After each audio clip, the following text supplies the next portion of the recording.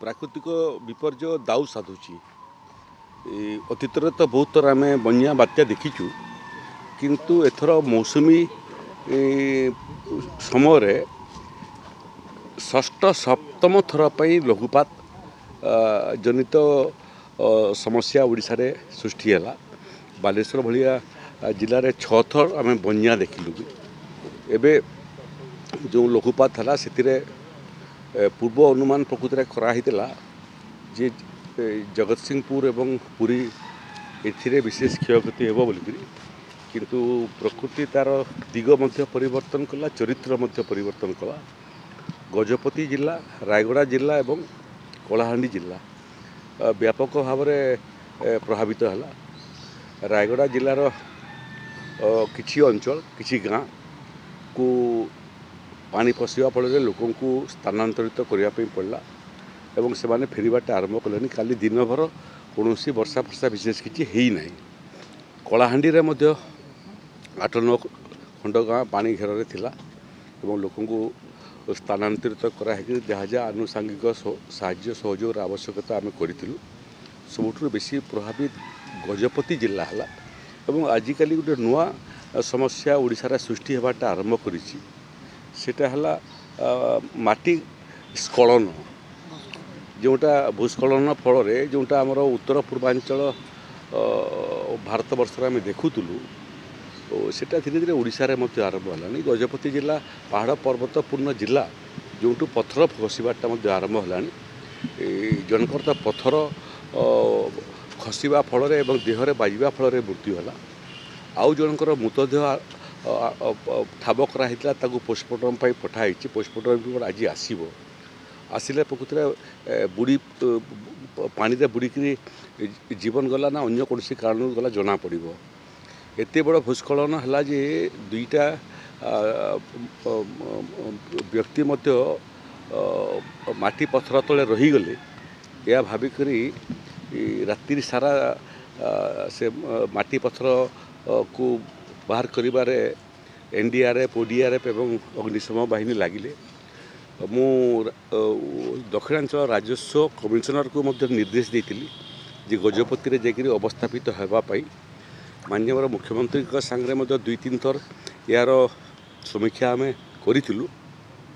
आमर दक्षिणांचल मंत्री श्रीयुक्त विभूति जेना खनि एवं परिवहन विभाग मंत्री से 2 दिन से अवस्थापित थिले। दिन राति से काम कर परिस्थिति संपूर्ण नियंत्रणाधीन एवं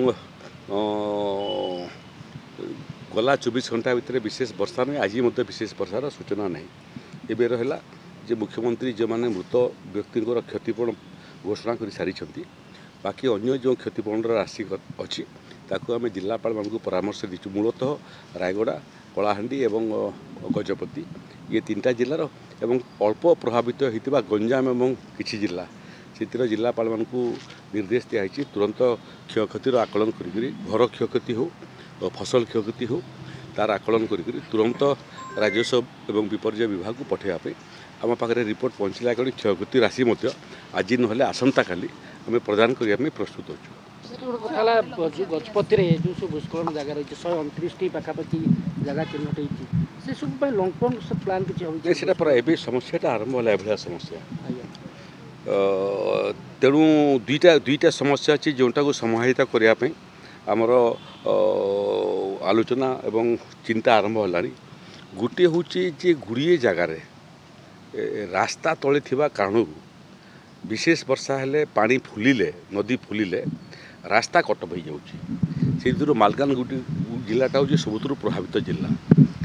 अन्य किसी जिला अच्छी जोटा टिके पानी बढ़ीगले नाला रास्ता उपरे कलभर्ट उपरे ब्रिज उपरे पानी जीवाटा आरंभ कर अध्ययन करने जिला प्रशासन को निर्देश दिखाई लो लाइंग रोड्स को ठाब करने ताकू आम आकू से रास्तार उच्चता बढ़ाई चेष्टा करूँ जहाँफल जिते वर्षा हेल्ले रोड कनेक्टिविटी बंद हे नहीं।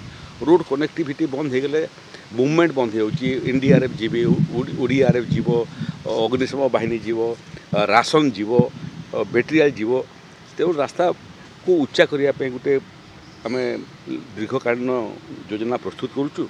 एवं जो माटी एवं पत्थर ସ୍ଖଳନ ହେଉଛି ଭୂସ୍ଖଳନ ସେଇଟା ମୂଳତଃ ଆପଣ ଦେଖିବେ ଯେଉଁ ଜାଗାରେ ଜିଲ୍ଲାରେ ପାହାଡ଼ ପର୍ବତ ବେଶୀ ସେ ଜାଗାରେ ଏଇଟା ହେଉଛି ତାକୁ ମଧ୍ୟ ବିଶେଷଜ୍ଞମାନଙ୍କର ପରାମର୍ଶ ଆମେ ନେଉଛୁ ଯେ ଏଭଳିଆ ପାହାଡ଼ ପର୍ବତ ଭିତରେ କେଉଁ ପାହାଡ଼ ପର୍ବତ ଏଭଳିଆ ସ୍ପର୍ଶକାତର ପାହାଡ଼ ପର୍ବତ ଯେଉଁଥିରେ ଖସିବାର ସମ୍ଭାବନା ଅଛି ତାଙ୍କୁ ନେଇକି ମଧ୍ୟ ଆମେ ମାଷ୍ଟର ପ୍ଲାନ୍ ପ୍ରସ୍ତୁତ କରୁଛୁ ଯେଉଁଟାକୁ ଆମେ ରୋକିବା ପାଇଁ ପୂର୍ବ ପ୍ରସ୍ତୁତି କରିବୁ ଯେମିତି ପଥର ଖସିକି ଲୋକଙ୍କର ମୃତ୍ୟୁ ହେବ ନାହିଁ।